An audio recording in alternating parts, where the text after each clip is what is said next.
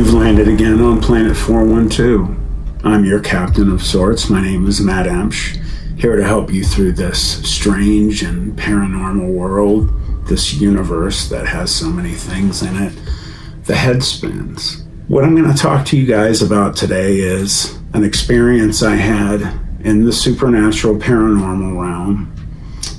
It was in Beaver Creek State Park, which is in Columbiana County, Ohio, specifically East Liverpool, which is about 30 to 40 minutes from Youngstown, Ohio. It's an absolutely gorgeous, beautiful park. The forests are very thick and full of all kinds of lush greenery. I had never seen ferns growing wild before, even in my park near Youngstown, Mill Creek Park. I'm sure it has it in it, but I had never really noticed it before. Maybe it's the older I've gotten, I've learned to kind of stop and smell the roses, as my wife always says I do. I take my time and I look around, which is why I think I notice more things than most people do as well. It has rivers and streams through it. It has all kinds of old things in it, like old locks that they use in waterways and other types of buildings that are no longer used amongst buildings they still use. One of the things that makes Beaver Creek so special is it's considered one of the most haunted and supernatural parks in America, especially Ohio. Ohio being the most haunted supernatural state in America. I've thought a lot about that, of why it is so supernatural and paranormal. And you look at on the map of America, and Ohio has been called the heart of it all many times, and it really is kind of in the spot that the heart would be on someone or something. Maybe we'll figure it out more as we go. I'm going to be around here for a while, so we'll delve into specifics about why Ohio is so supernatural. The locks I mentioned, Gretchen's and Elk's locks, waterways that have been known to be very paranormal, to have wandering ghosts going through them, and all types of different paranormal events that happen. Also by Elk's Lock is Elk's phone booth. If you supposedly call this phone at this phone booth a ghost that is called Sean, who was supposedly a teenager that was murdered there, will apparently answer the phone and tell you to look across the street, where some have said that they've seen a spectral ghost, fluorescent, glowing, headless. I haven't seen this, but it's one of the myths here. Also, the Lee Street residence, which is a home that supposedly white and blue ghosts are seen walking through the back of the home. Spring Grove Cemetery, where a ghost named Billy, a little boy, is supposed to frequent, amongst other things like shadow beings, creature shapes. I know if I saw a shadow being, which I saw something turn into something like that once, it's not a fun thing to see. And I went there during the summer to meet a very good friend of mine. His name is Ernie Davio. I met his wife Lois and their dog Tilly. Ernie wanted to get a hold of me. He felt, after hearing my dogman experience, which, by the way, he said he had never believed in dogmen until he'd seen my experience. I've been getting a lot of that from people lately. He wanted to contact me. Ernie and I got very close, but we had never met in person. So we had made plans to meet. He was going to be in the area, and like I said, it's only about 40 minutes from the Youngstown, Ohio area, so I decided to go and meet him and his wife and his dog, and they are tremendous human beings, and I am extremely happy that I know them all and call them friends and family. I have a lot of love for Ernie and his family. I've spent some good time with them, not only at Beaver Creek State Park, but I met them also at Hocking Hills, which a lot of people know in the paranormal, cryptid, and supernatural community as one of the very heavily hit spots for those types of things in Ohio. Ohio being the most haunted paranormal state in America for whatever reason. Maybe we'll find out more about that someday. I'm going to be going a lot into that through the years. I plan on being here that long, so hopefully you guys will be around. What happened when I got to Beaver Creek State Park, as I said, was in the summer. I went and I met them and had dinner, and they asked me if I would like to go to a campsite. Ernie is also somebody who has had an incredible Sasquatch experience, and really is an incredible experience, and he has told it before. He's been on Sibylla Irwin's podcast, and you should look her up as well. She is an angel of a human being and does incredible work. When we were at dinner, Ernie asked me if I would like to go to a campsite, a primitive campsite, and what I mean by that is it really didn't have a specific name. It was a very difficult place to find, and even though they had been there already, it took us a while to find it, and the turn was by an old pioneer home, and you turned into this campsite, which was just jumped up on you at the last second. You'd miss it easily. You drove back into it pretty far, and you parked your car, and then after you get out, you would walk this dirt trail inside of these trees back a ways and into this campsite we came. And I met some people there, one of which was a man named Jack Warren, who was big in the paranormal and cryptid community. He was putting on a Bigfoot conference, and it was called the Friends of Bigfoot Returns Conference, and it was also put on by the Friends of Beaver Creek at Pioneer Village in Beaver Creek State Park. And it was a great conference, and I had gone there the day after. But this day, all the people that were speaking at the conference were there. And some of the people that I had met there that I've become close to, aside from Ernie and Lois and Tilly the dog, I met, as I said, Jack Warren, and I met Leona and Jim Florence. I'm going to have Jim on in the future. He is a special guy, and not only are they special as well because they're friends of mine, but Ernie and Jim also are both veterans of the military, and I salute both of you. Thank you for your service. And hopefully Jim will want to come on and talk about an absolutely incredible experience that he had while he was in the military as well. I also met there someone named David Wolf and his girlfriend Lisa, and David has a podcast called ETS, or Exposing the Strange. Check him out. It's a really excellent podcast, and him and I are going to get together and work on a documentary. The most important thing that happened there, aside from meeting these people and obviously becoming friends with them, is I met someone else who was very important to this experience, and his name is Johnny Freeman. Johnny is a psychic, and he is also in a psychic podcast called Seeing Through the Veil Facebook group with Virginia Lanigan. And Johnny had come up to me after I'd been there a little while, and he is a very nice gentleman, and he reminds a lot of people of Santa Claus when you see him, and he actually plays Santa Claus. And he had come up to me at one point, and we had never met.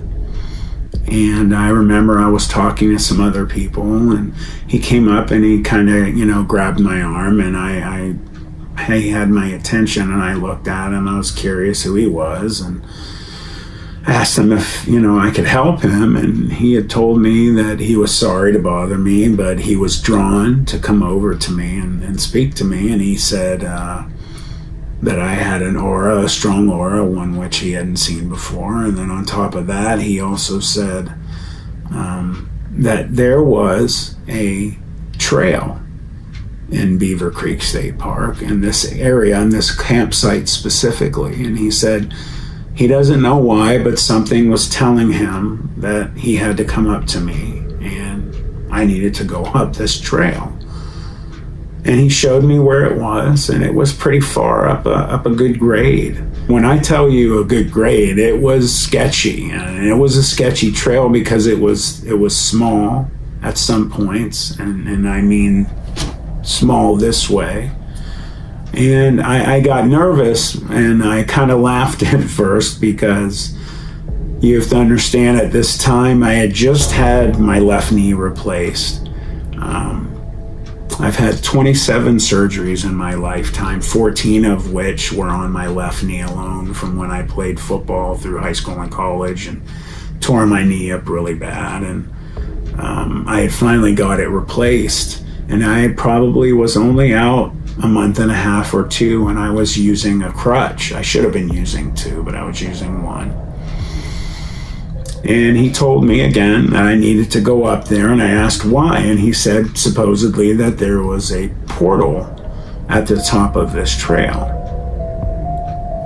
And not only was there a portal up there, but what made it special was it was supposedly frequently utilized by Sasquatch, other cryptids, and supernatural beings like ghosts and things like that. And I didn't know what to think at first.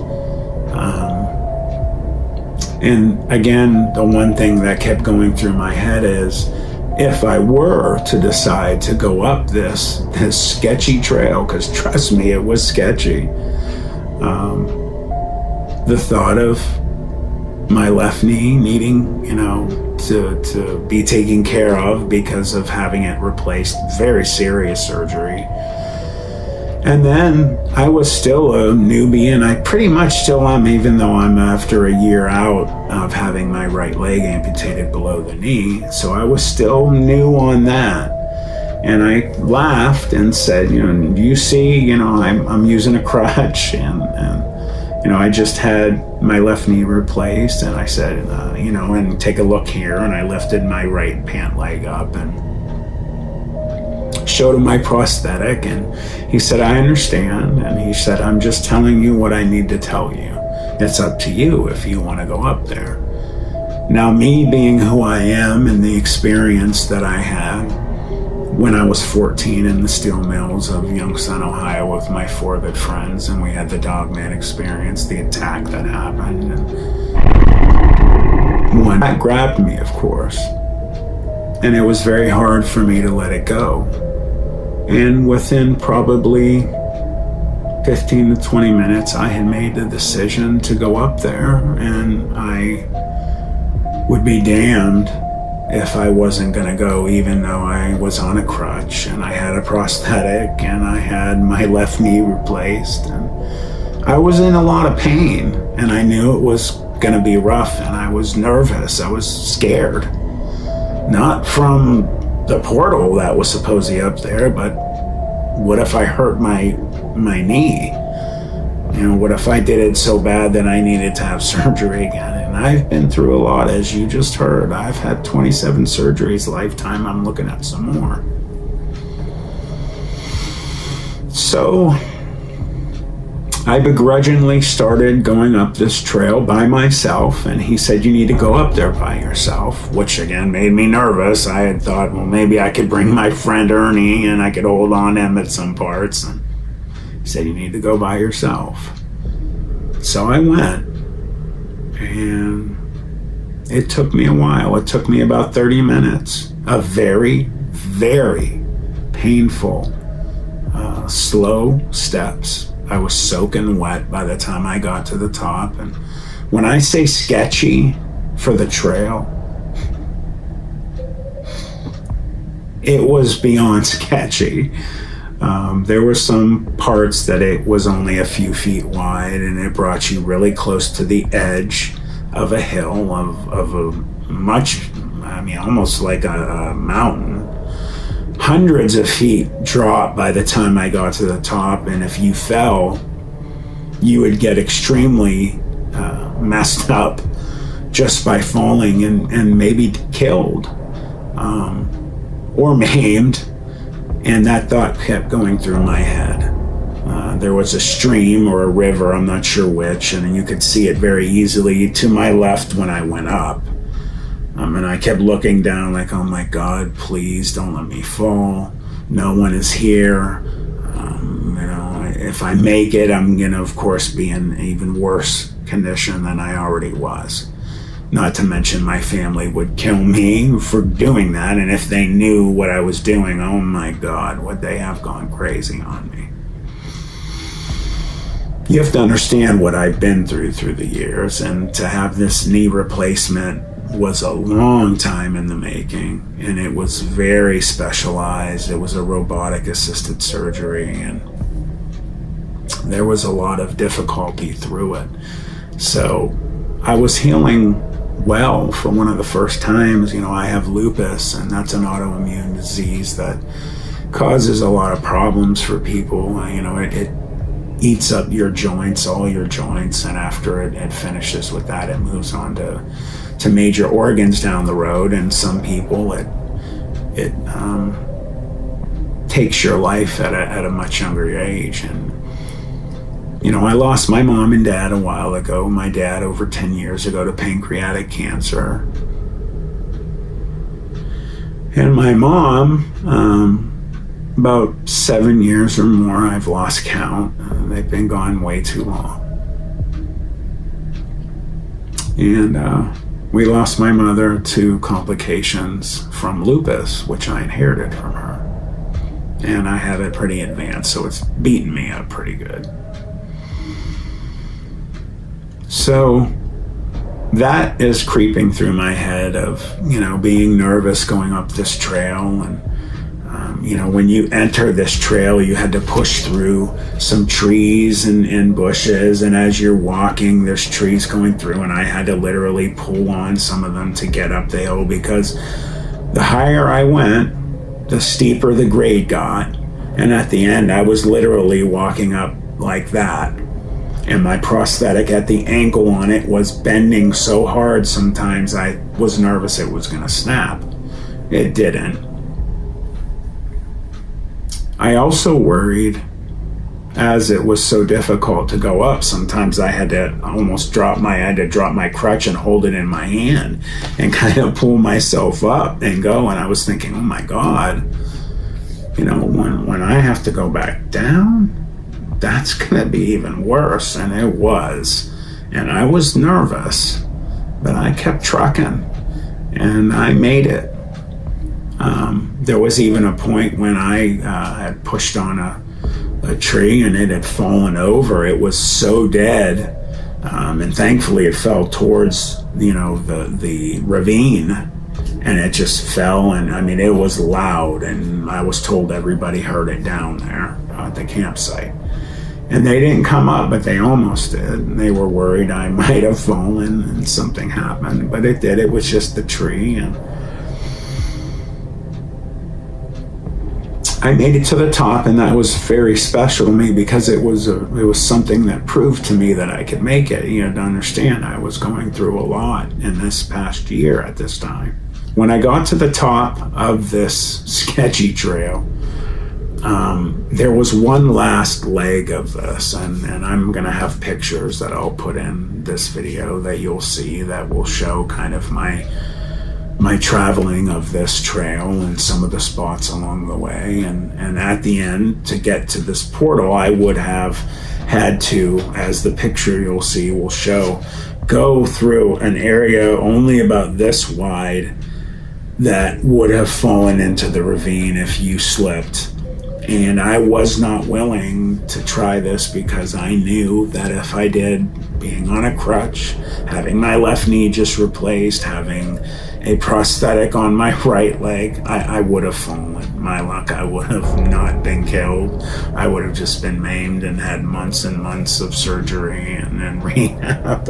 And you have to understand, I'm not trying to make light of something like that. It's just, there's been so much that has happened to me over the years that it just was a humorous thought to think, for a second. And I sat down. There was a tree that had fallen, and I sat down on it, and like I said, I was soaked and I was in so much pain. I cannot put into words with you, and I was regretting going up there. And it was starting to get dark, which was really making me nervous, because not only was it going to be extremely difficult getting back down, having a little bit of light was not something I looked forward to. So as I sat there catching my breath and trying to keep the pain from taking over too much, I had my hat off and my shirt was soaked, and I finally got to a calm enough point that I put the hat back on, and I just started looking around, and I started talking out loud, because I was told that this is an area that was frequented by cryptids and supernatural beings. And I had to, when I got to the top, and I wasn't unwilling to go past that one area I had mentioned, I did, however, hold on to a tree and kind of lean out as far as I could, and I could see this stone structure up this little leg, so to speak, where this portal was. And I saw some strange shape up there. But again, I just was not willing to put my life in danger that much to try this, because I had just gotten a gut feeling that I would not have made it, and I follow my gut. So much so, again, it's one of the things that my family gets immensely freaked out about, and always wonder, how I can know when I, follow my gut or something, that I'm usually right. I don't know. It's just something else that happens that I don't have answers to.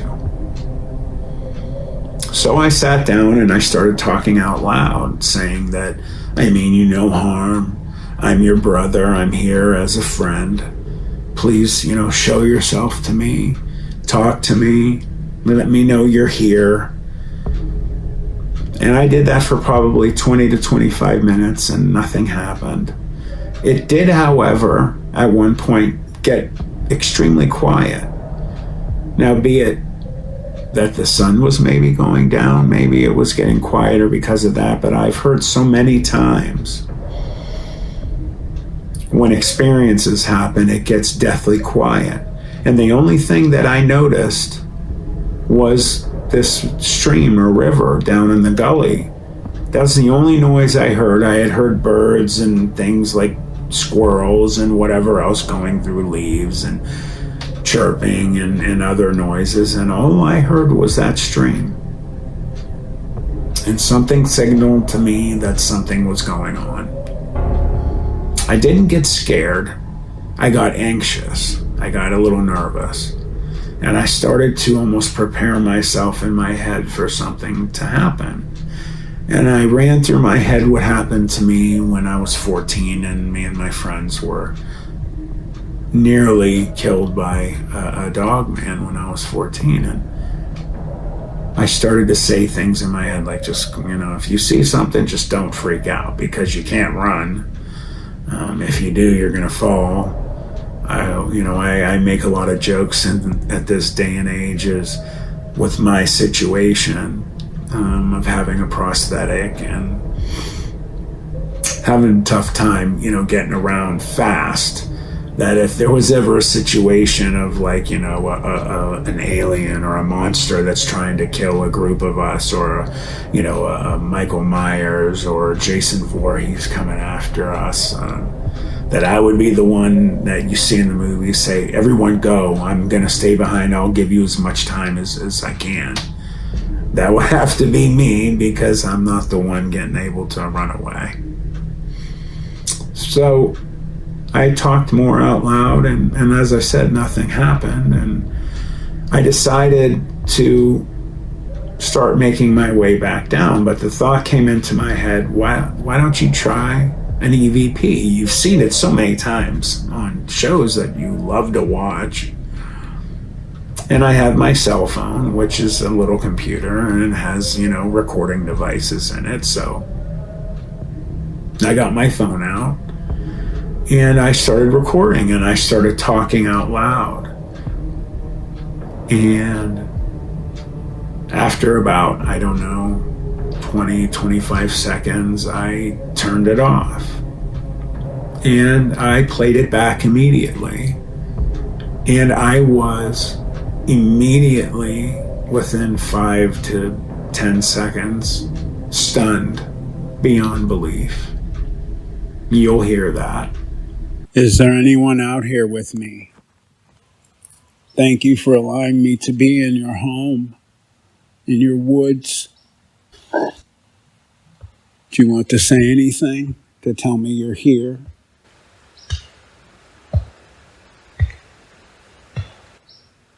What's your name? Is there anyone here, and how many of you are there?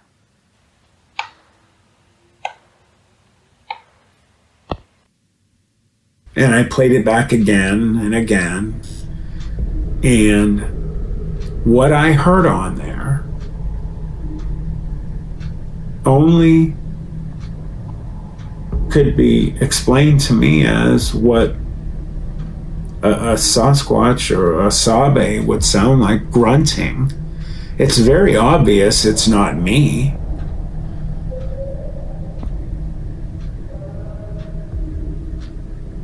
And not only did this grunt happen on there, but there were 2 sets of wood knocks. And I need to explain something. I didn't hear these with my own ears. I did not hear this grunt or these 2 sets of wood knocks with my own ears. And it makes me think of what I said about Johnny Freeman and his partner, Virginia, that they have this Facebook group, Seeing Through the Veil. And if anybody knows me, you hear me talk about this veil that is around us all the time, this invisible thin sheet that goes over our faces and everywhere. And at any moment, possibly, if we as human beings, for whatever reason, start to possibly vibrate at a certain frequency, you hear people talk about frequencies on Earth, that everything, every living thing, even non-living things, have a frequency. And they talk a lot about, in the supernatural paranormal world, of frequencies. And if we just so happen to get to that frequency, we enter into the same realm or space as some of these cryptids or paranormal beings. Or they match ours and we see them. Some of them, again, bleed into our world sometimes, and sometimes we see them and they see us. So something was going on where I didn't see or hear what had been going on my recording. And I had it enhanced by good friends of mine, Todd Erie and Brian Brock of Cryptic Creatures, the first real interview I ever did. And they enhanced it for me, and they did an incredible job.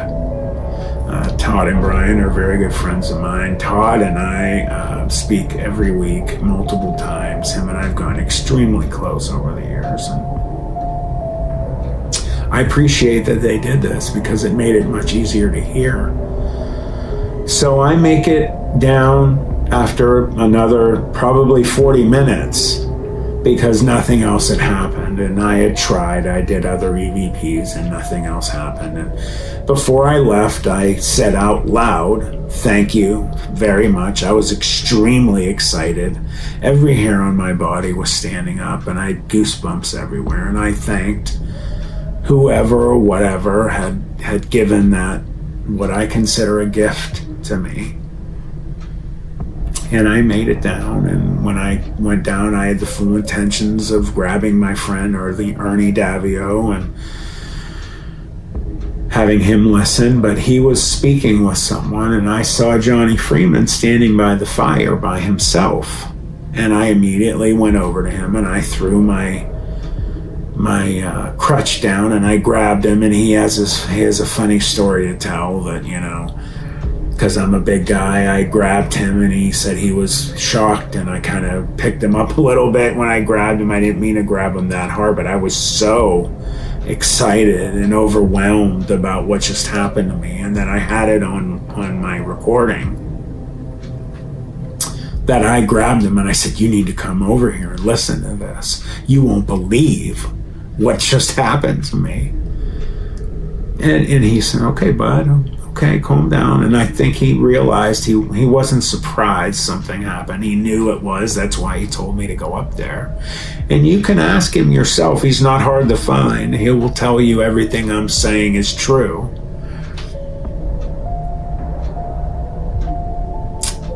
And I played it for him a couple times, and he looked at me and said, "Wow." He said, that's amazing.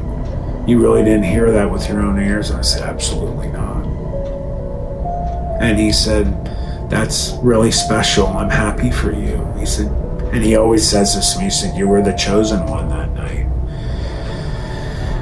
And some people, I think, were a little upset that I didn't share that with them. And you have to understand why I didn't share it with everybody at that point. I forgot to mention, when I was up there and that happened, I said, "Thank you so much. I promise I won't let everyone hear this tonight." I didn't want to show everyone that was down there. There was maybe 15 people down there.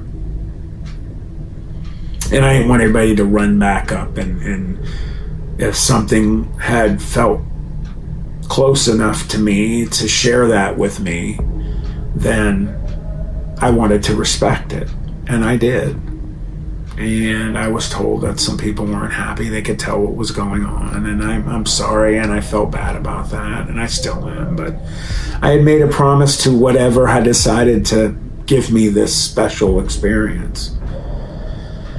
And at one point, my friend Ernie and his wife were done talking. I went over and I showed them, and they were like, "Oh my God, are you kidding me?"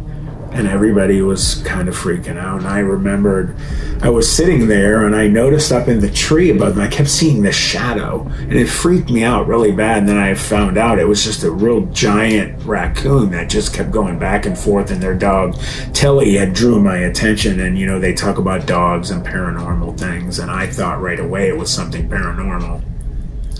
But this was the biggest raccoon I ever seen. It makes me wonder, looking back at everything strange that was going on. There was a normal raccoon, which it probably was. But with all the paranormal stuff that go on, you hear about skinwalkers being able to turn into different beings and things like that. It's just the thought that went through my head. Was it really a raccoon? Which, again, 99% probably yes. It just made me think.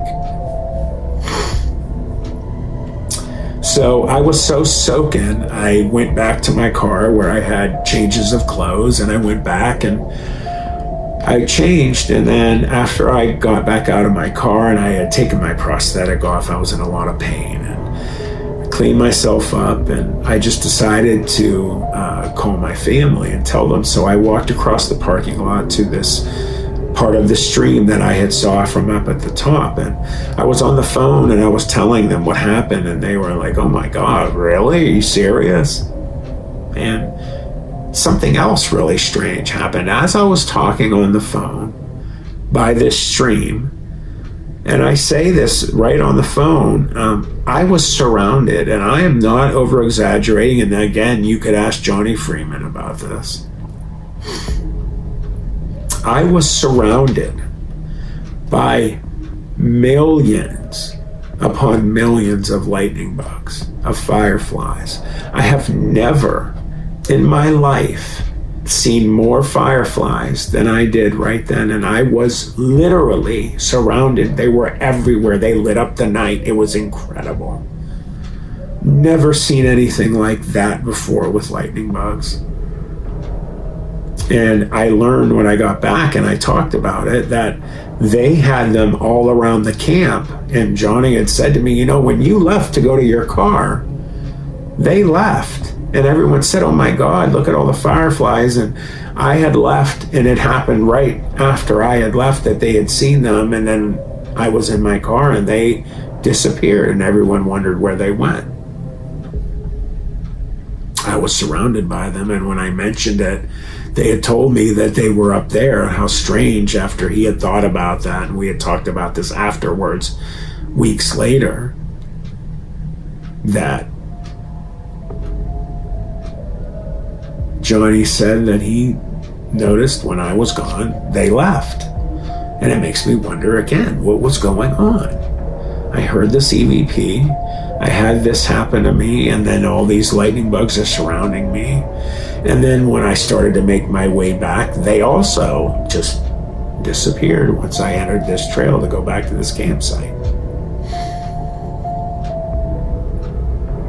The next day, I went to this conference, and at that night, I forgot to mention, I had left, and Ernie and Lois and Tilly left with me, and I drove them back to a hotel, and I went back home because it was only about 40 minutes from home.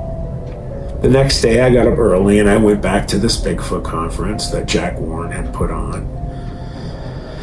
And it was a great day, and I got to see my friend Ernie speak and many other people, and when I was leaving, I stopped in this gift shop that had a lot of things in it. You know, I love, different kinds of drinks and ice cream and treats and stuff. So I was grabbing myself some stuff for the ride, and I saw a bowl full of arrowheads. And I grabbed 4 of them. I don't know why I grabbed 4, I just did, and I bought them. When I left, I was going to go home, but when I got to this stop sign where I could turn left to go towards the freeway to go back home to the Youngstown area, or turn right and I could go back to where that campsite was, I got this extremely strong urge to go back to the campsite, and I did. And I went back and I found it, luckily, and there was nobody there. And I got out of the car, and I walked back to the campsite, and not a soul. And I started going up the trail again. And what I did was I took, at 4 different points, an arrowhead out of my pocket that the bag was in, and I took one out, and I left it off the trail a little ways in an area where no way anyone would be able to find these. And I would say out loud each time, "This is for you. I am your brother. I mean you no harm. Thank you for what you did for me yesterday. I want to leave this for you and your family as a gift from me." And I did it at 3 points. And I finally got back up to the point where I had the EVP happen. And again, I was soaking wet, and I was in pain, and I sat down on this fallen tree, and I found an area on it at the end where bark had kind of fallen away, and there was a little indentation, and I took the last one, and I was going to leave it there, but then I looked, and what drew my attention was way off the ways of the main trail and where I was originally had sat the night before. I could see a spot in the middle of the woods that the sun was shining through. And what drew my attention was there was no trees around this spot. You could see the rays of the sun coming in. I made my way over there. And on my way over there is when I finally started to notice ferns growing through the ground. And again, I said I had never noticed that any of the years I had gone to other parks like Mill Creek Park in the Youngstown area. And again, I probably just missed them when I was younger, but I'd never noticed. And in this area where there were no trees above, there was another tree that had fallen, and it looked like the perfect spot for me to sit down, and I needed to by that point. I was hurting. And I wanted to be far enough from the trail so that if somebody had come, I would be off of it and away and hidden, and also in the woods so I was closer to hopefully something else.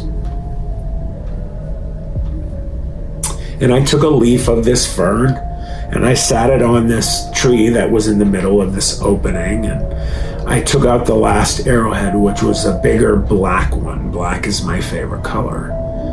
And I put it down on top of this fern, and I have a picture of that, and I said out loud, loudly, "This is my last one. This is my favorite one. This is black, my favorite color." And I said the same thing. "I mean you no harm." I said my name. "This is for your child," hoping in my head that there was possibly a group of Sabe or Sasquatch watching from somewhere, or something else that was not dangerous or meaning me any harm. And I sat down and I left it there and took a picture, and I started thinking in my head, as I've heard before, you know, a lot of times people have something happen, they do what's called mind speak. You just talk through your head, in your head, and hopefully if there's any beings that are capable of doing the same, you hear them, they hear you. And some people have said they've had experiences that way, so I started doing it. And I kept preparing myself, like I had a gut feeling something was going to happen. And I closed my eyes because it got deathly quiet again. And I mean deathly quiet, even more quiet it had than the day before when I had the EVP happen.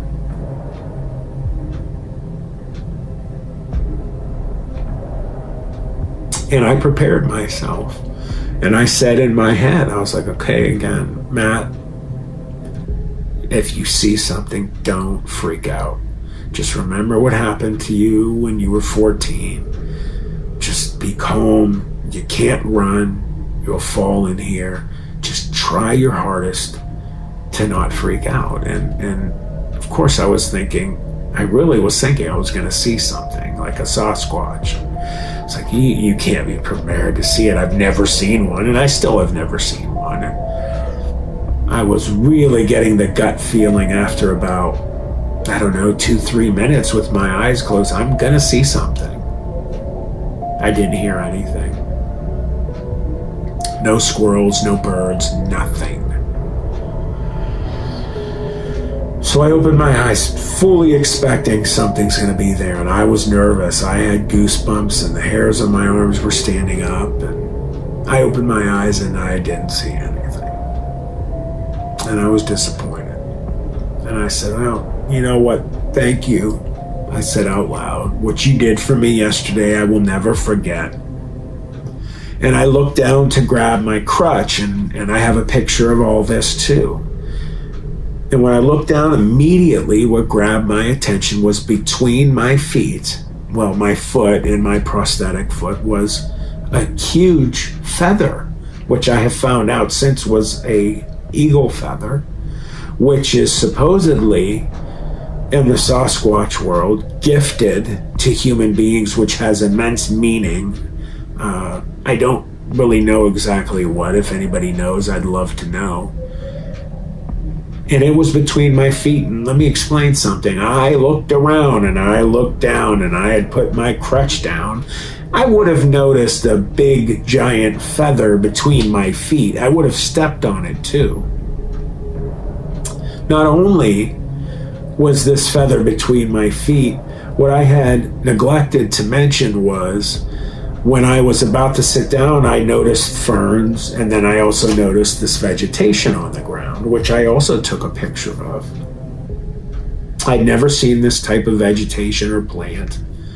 And it had this little leaf in the middle of it, and I remember I brushed the leaf off and I looked up and there was no trees above me, so the feather couldn't have fallen from a tree. There was none around where I was sitting. And on this little vegetation, this little plant, was something that was not there. And the reason I know it wasn't there was because I just told you, I brushed a leaf off of it. And there was nothing there. And on this vegetation was a little, the only way I can describe it is like a lime, lemon, green type of little tiny gourd. And the pictures here I can show you, and if anybody knows what it is and if it has meaning, please let me know. And I was in awe, and I took it because I felt like it was also gifted to me. And again, I said thank you. I said out loud, thank you. I felt absolutely 100% positive that something else had just happened to me, because there's no way I wouldn't have noticed this eagle feather between my feet, or this green, lime green, bright fluorescent yellowish color of a little tiny miniature gourd on this plant. I would have seen it. And again, I knew something had happened, and I thanked whoever or whatever did that, and I felt touched again. There's something very special about Beaver Creek State Park. Very special. Johnny Freeman had told me that a friend of his, who is, in his words, quote unquote, twice the psychic that he is, a friend of his who was a woman, I forget her name, that had gone to Beaver Creek. And one night they were at the campsite that this was at, and no one was there except them. And to them, what happened was a Native American Indian on a horse came charging out of that sketchy trail I told you about, through the trees and the plants that you had to push through to get on it, and went right by them in war paint with a tomahawk down by its side and full war regalia, and a horse, a real looking horse. And they even said that her and her husband even smelled the horse as it came by. And they watched it go down the trail out towards the parking lot, where right before it got to the blacktop, according to them, it disappeared. Many people have said they've seen Sasquatch in Beaver Creek State Park, specifically in this area. That was also told to me, and I'm not sure if this is really true or not. I'm just telling you what I have been told. Now, you know that this had locks in the water and waterways, and there was supposedly a huge flash flood in the late 1800s, early 1900s. That supposedly killed 1,500 poor souls, and only one supposedly survived. And if that's true, even if there was only 10 that passed, that's a lot of energy to be released, and it would make sense as to why it's so supernaturally charged and things happening.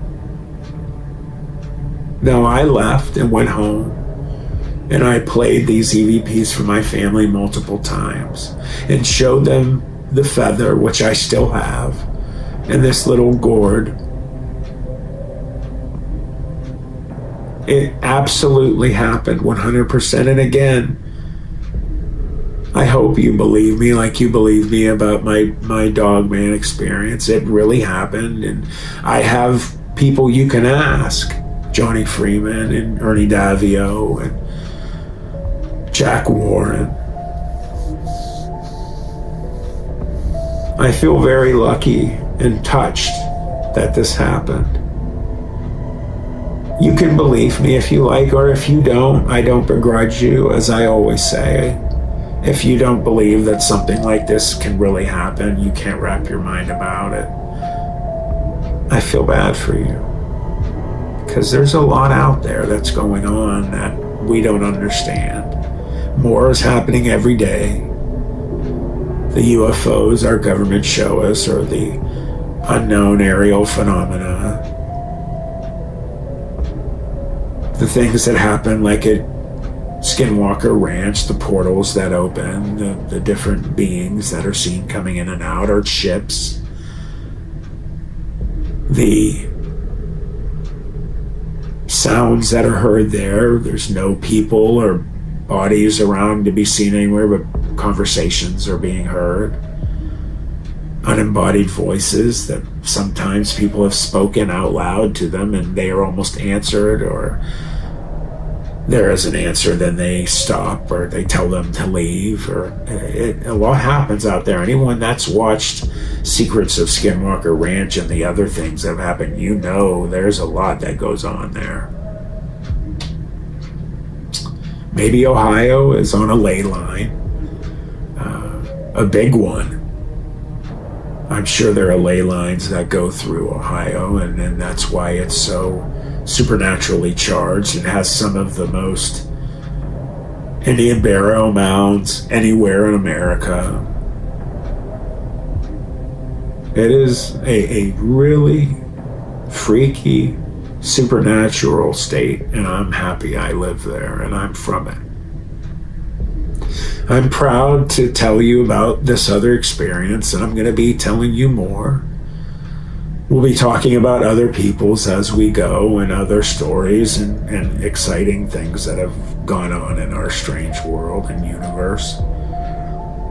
I just want you to think about what I said today and wrap your head, or try to wrap your head around that as you listen to the audio clip and realize that I heard none of that.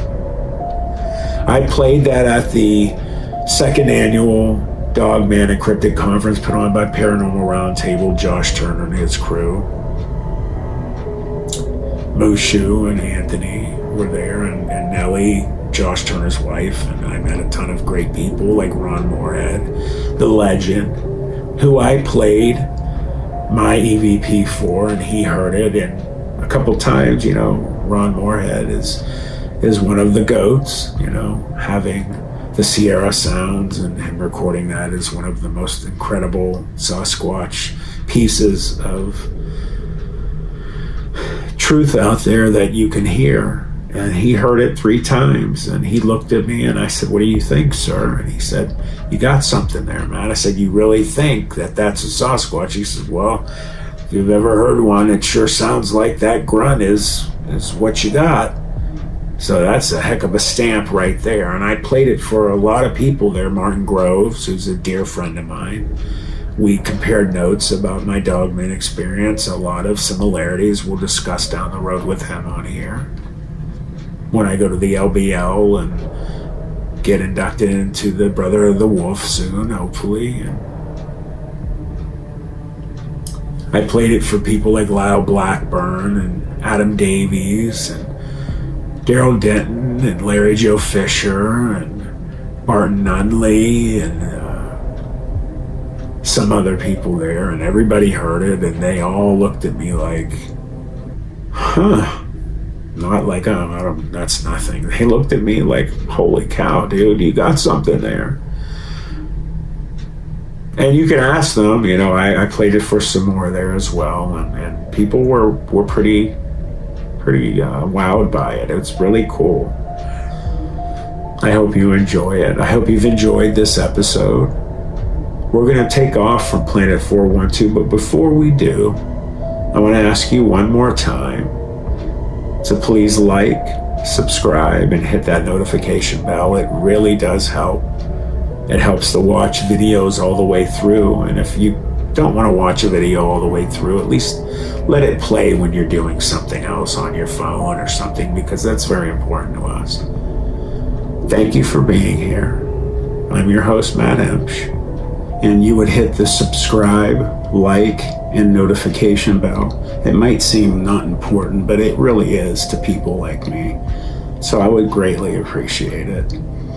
We'll see you next time, everybody. Goodbye.